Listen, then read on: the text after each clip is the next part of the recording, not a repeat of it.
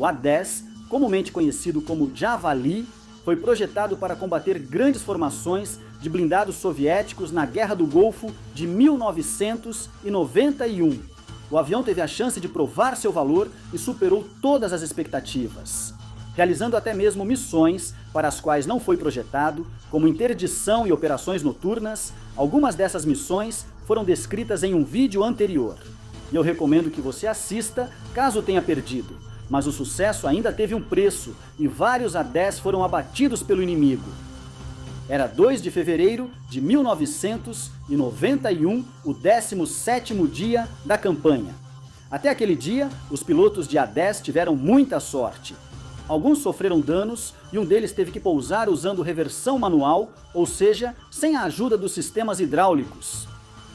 2 A-10S, do 23º, o Esquadrão de Caça Tática, pilotados pelo capitão Dale Storr e pelo primeiro-tenente Eric Miller, decolaram de King Khalid. Receberam instruções para contatar o FA-18 dos fuzileiros navais à frente, um controlador. Essa era a segunda missão deles no dia. E na primeira, logo cedo pela manhã, eles notaram a área de concentração de veículos que mantiveram em mente como alvo alternativo. O capitão Storr tentou contatar o 4RAD dos fuzileiros, um controlador, mas não teve resposta. Após cerca de 10 minutos, eles receberam outro alvo, um suposto local de Scud próximo ao campo de aviação de Al-Jaber. Storr e Miller não conseguiram encontrar nenhum Scud, mas agora eles estavam nas proximidades do local do seu primeiro combate saudita, então pediram permissão para ir até lá. Eles lançaram suas bombas e mísseis Maverick em alguns prédios do tipo armazém e então se lembraram do estacionamento de veículos da primeira missão.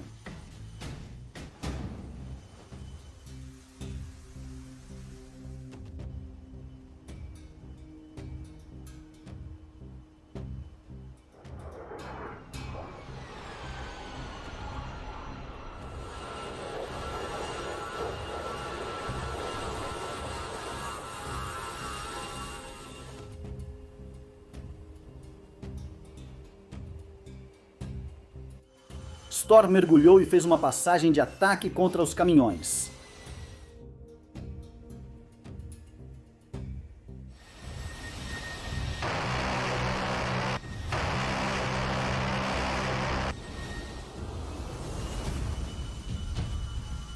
Seus projéteis erraram o alvo, então ele fez outra passagem enquanto Miller o cobria em altitude.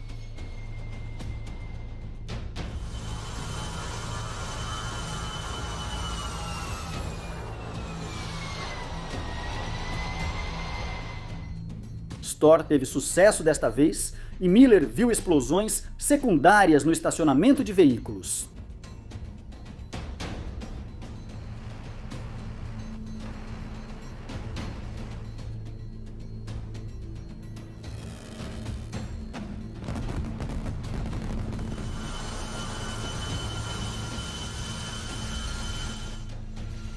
Mas então viu seu líder ser atingido, possivelmente por um míssil.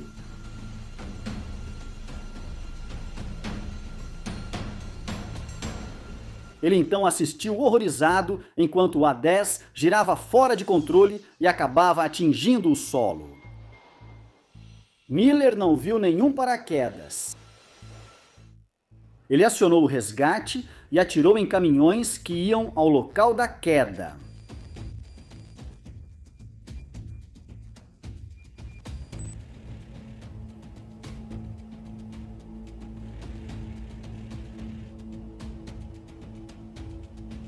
Mas estava com pouco combustível e teve que retornar à base.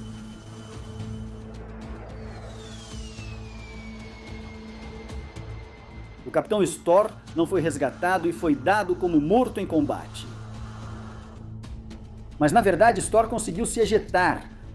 Nem ele nem Miller viram o que o atingiu, mas Storr apenas sentiu seu avião sendo atingido com força. Após repetir a curva à esquerda, após o segundo ataque de metralhadora,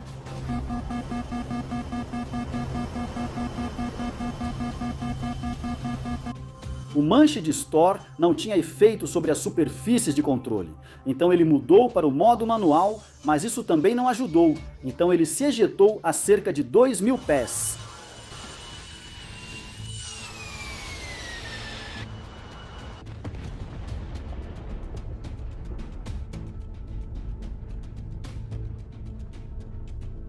Tropas iraquianas logo chegaram para capturá-lo, e ele passou o resto da guerra como prisioneiro.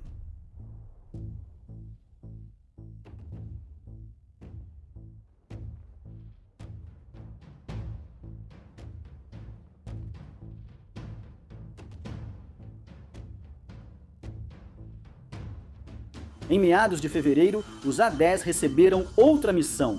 Eles foram enviados para atacar a divisão Medina da Guarda Republicana Iraquiana, localizada a cerca de 130 quilômetros atrás das linhas de frente e até aquele momento praticamente intocada pelos ataques da coalizão. Atacar alvos tão distantes no território inimigo não era o objetivo original do Warthog. Apesar da insatisfação da maioria dos pilotos, eles realizaram a missão. Mesmo assim, no dia 15 de fevereiro, uma dupla de A-10S do 354, o Esquadrão Tático de Caça, decolou à tarde e seguiu para o norte para atacar a divisão Medina. O líder era o capitão Steve Phillips e o tenente Rob Sweet estava voando como ala.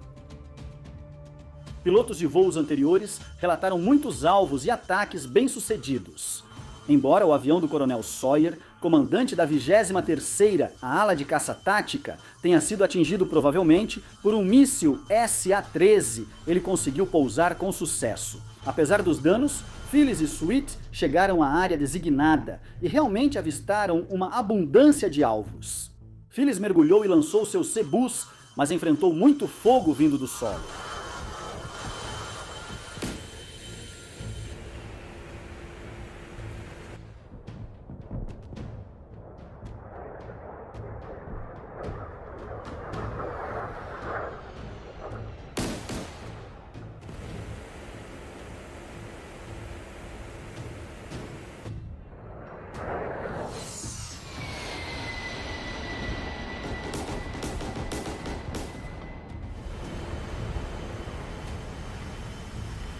A dupla seguiu para o sul pela estrada, onde a artilharia antiaérea era mais leve.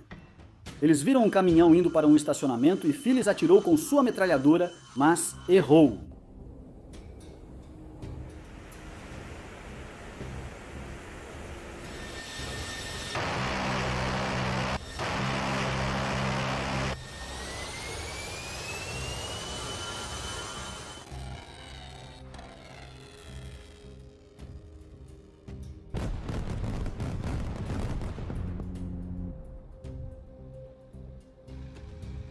O caminhão estacionou no complexo, e Phillips disse para Sweet soltar sua C-Bus.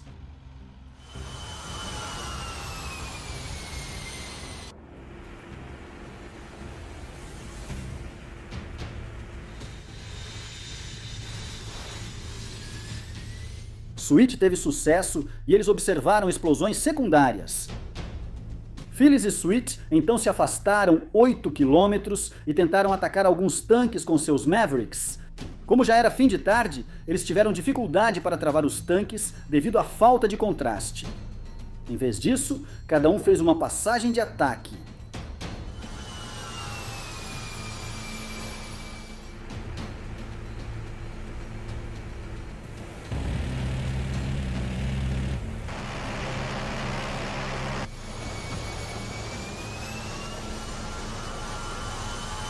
Enquanto Sweet subia para a direita após sua passagem e lançava sinalizadores, ele percebeu um míssil o perseguindo.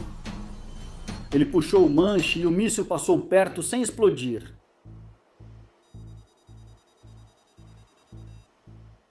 Mas os dois pilotos perceberam fumaça vindo da posição do lançador e Phillips partiu para um ataque de metralhadora.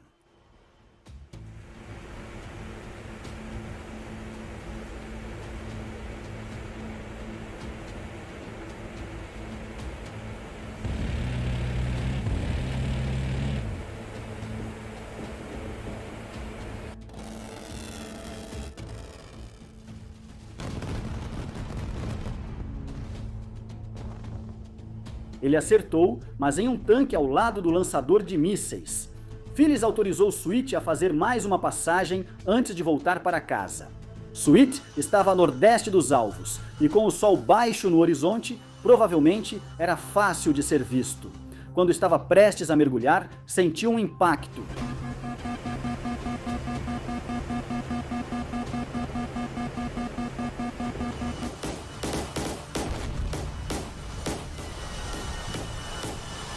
Phillips avisou sobre 2 mísseis, mas já era tarde demais.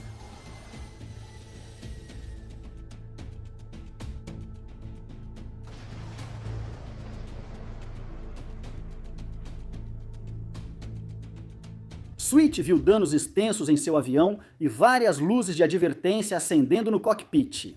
Inicialmente, Sweet conseguiu controlar o A-10 e seguiu para o sul, mas então o avião começou a girar e o manche não tinha efeito sobre as superfícies de controle. A cerca de 6.500 pés, Sweet decidiu se ejetar.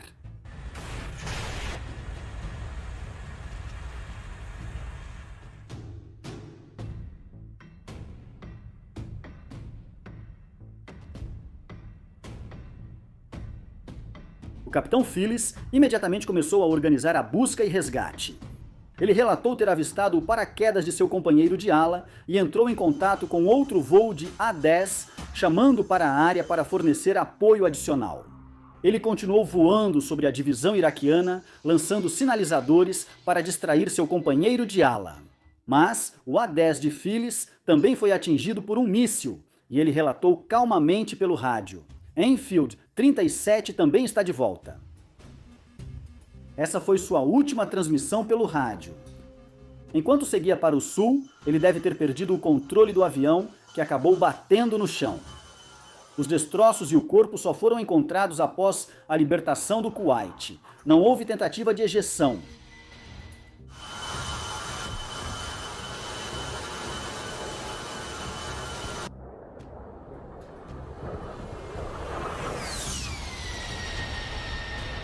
O tenente Sweet teve mais sorte. Ele sobreviveu, mas logo foi capturado e levado para Bagdá, sendo eventualmente libertado após a guerra. Essas perdas fizeram com que os A-10 parassem de ir fundo atrás das linhas inimigas no teatro de operações do Kuwait, embora eles ainda caçassem mísseis Scud no oeste do Iraque.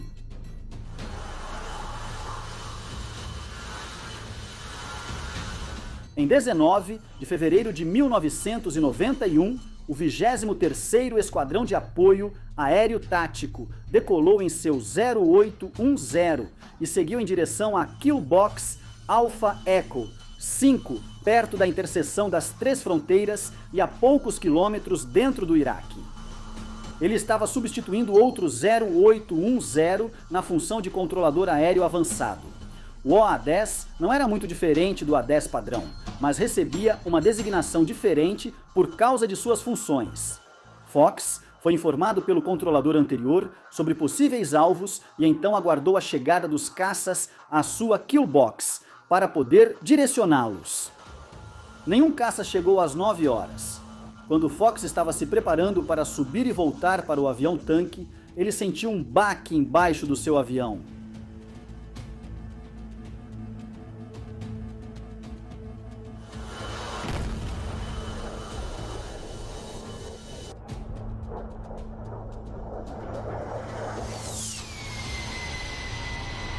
Isso quase certamente foi outro míssil guiado por infravermelho. Os indicadores hidráulicos caíram para 0 e Fox mudou para o modo manual, mas ele estava perdendo o controle do seu A-10. Em um momento, ele não viu mais o céu, só areia, e soube que era hora de se ejetar.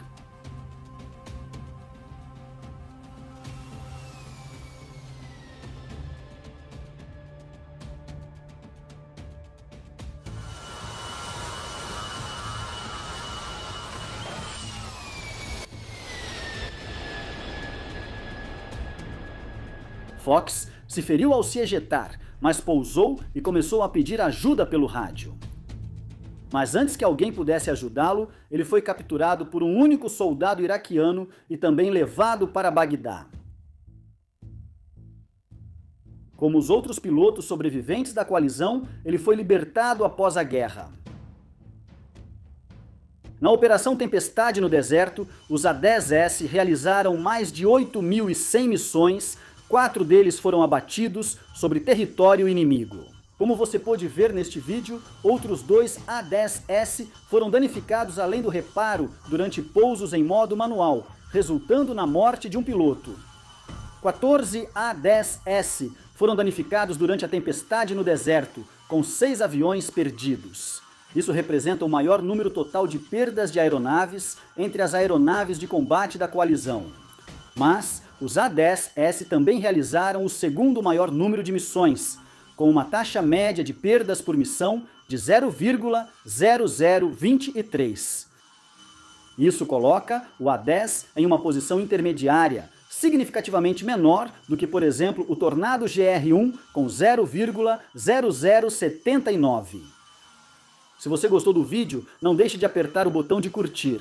Obrigado e continue assistindo Showtime 112.